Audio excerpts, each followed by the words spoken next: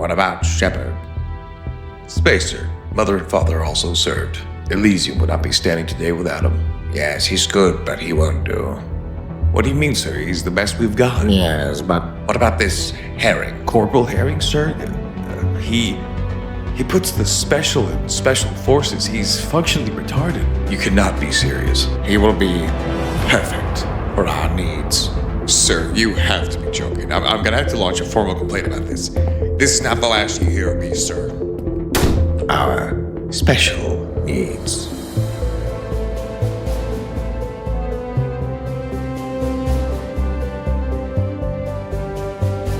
Hey, I was playing that. Come on, man. Get off your ass. It's time for you to start looking for a job. I'm tired of covering your rent. My YouTube channel's about to kick off. I can feel it in my bones. Why don't you get a real job or start an OnlyFans? Just anything to bring more money into the goddamn household. I'm starting my OnlyFans next week. You can trust me, bro. Just one more week, man. Either pay up or get out. He just does not understand or respect my art. Hello, dear viewer. That tickles. A ship. A ship can tell us 1,000 things and nothing about the person behind the helm. But yet hints and clues may still be discerned of those whom holdeth the helm. Worst. What is the meaning of worst? It's not the best, and it is even worse than bad. But what is or isn't the worst must be, in this case, defined purely through subjective viewpoints alongside that of conjecture. That's my style, sir. When I say worst manufacturer, I do not mean that the manufacturer I'm going to talk about is terrible or awful, but compared to the current lineup of manufacturers and pure vibes, I'm going to share my opinion on the subject as much as I please. I recently covered Origin, and no, I'm not referring to Origin. What it suffers from is neglect and stagnation due to incompetence. The same cannot be said for this one. Kruger, Robert Space Industries, Gattac, Consolidated Outland, or Asperia. No, this one is my old enemy. The one whom will shamefully garner the title of Herring's worst for today is Crusader Industries, which I have actually done a video previously on back when I had even less of an idea what I was doing. But some of the points in that video still loom large and true. My truth. In the matter of taste, you, dear viewer, are most correct indeed. But that doesn't change the reality of the shite position Crusader Industries has found itself in. For you see, Crusader Industries appear to be full of ships that are simply not designed as spaceships whatsoever.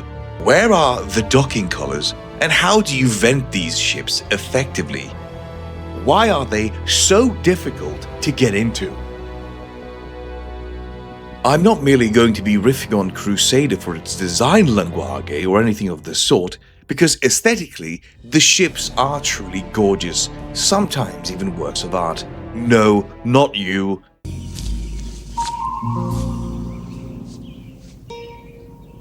What the fuck is this piece of shit? And I always enjoy flying them. But the problem with Crusader simply lies with its usability and lack of well-intentioned, actual, practical design. So now, dear viewer, I'm going to take a bit of a look at the ships of Crusader that I have a bit of a problem with. Oh joy. Starting off with the starter, the Intrepid is truly a ship of all time. The ugliest duckling that will never grow to be beautiful no matter what its mother tells it. It looks like someone designed a plane and dropped it and said, voila! I struggle to find an angle in which this ship looks pleasing. Sometimes I almost think, wow, that looks lovely, but then I look at it again and I realize this thing fucking sucks. I have no idea what people that like this ship see when they look at it. other than the only beauty to be found on this ship is the posterior and the interior, which is probably the best of any starter vessel. Bag the face and just look at the rear. No, lead us on. You're beautiful, just like that. Yeah. Back in the day, the Mercury Starrunner was the only spacefaring vessel I had available to me for quite some time, and it was indeed an experience, and I quite grew to love that ship.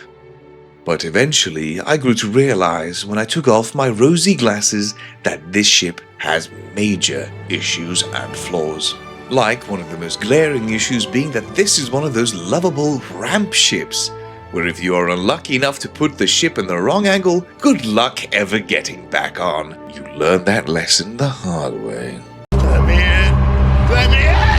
There is also the seeming unending mass of doors you have to go to get to the cockpit, so if you try to evacuate the ship and of course the escape pods are disabled like they are currently, you're pretty much screwed if there's a compartment fire in such an area as the server room. Good luck. Cheerio. When these vents were added, they were a new and very cool niche thing. A Millennium Falcon at home, if you will. But everyone knows about this secret, supposedly. But everyone knows about this secret compartment, so it is truly a useless feature because it has never been an option and everyone, as I said, knows about it. So what is the point? There is also the case of the massive wasted space in the Starrunner, which you can see here from the cutaway. And there's also some more wasted space within the scanning room. Lovely. Hilariously enough, as we were recording the B-roll for this video, a critical flaw in the Starrunner was also discovered. Yet another critical flaw was discovered, should I say. You see, the elevator that leads towards the upper area and the cockpit was stuck in its raised position, meaning that my dear guinea pig Iphon here could not descend. Meaning, the only way we could safely traverse the ship was utilizing the vents, leading to the one time they were actually of some use. Amazing. I love you, Mercury Starrunner, but you, my darling, need to lose some weight. Here's a treadmill. The budget for each of the Crusader ships seemed to go towards creating the greatest amount of dead space possible alongside doors of the internal kind, whereas any external exit is beyond the ability for the designers to manage. Is this supposed to be a game balance thing?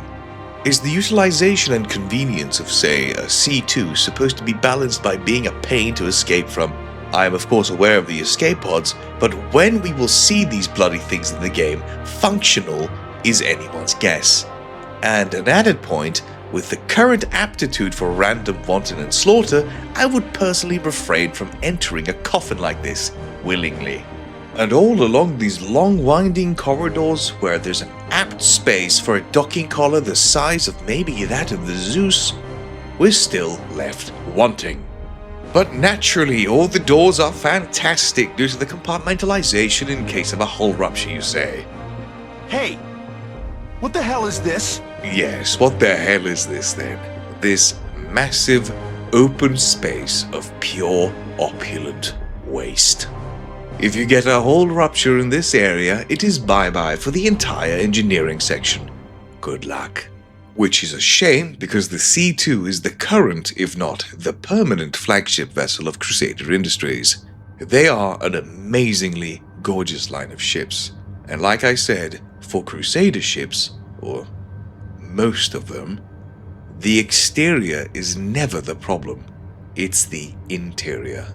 I tell you what, I think they put all the doors there to hide their overly long, chilly tubes. I have the world's only 24-karat gold LaBerBerBerm tube. Ah yes, more sound bites like this can of course be heard in our lovable Discord.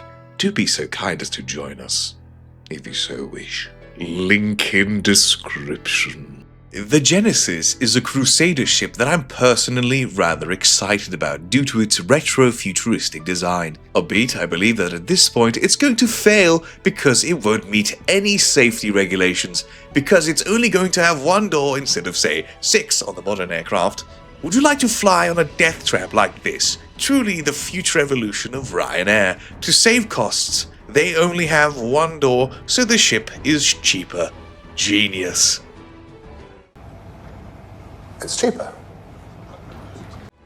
Crusader's issue is, as mentioned, not aesthetics or its wonderful design language, but the fact that their ships, for the most part, do not appear to be made by humans for humans.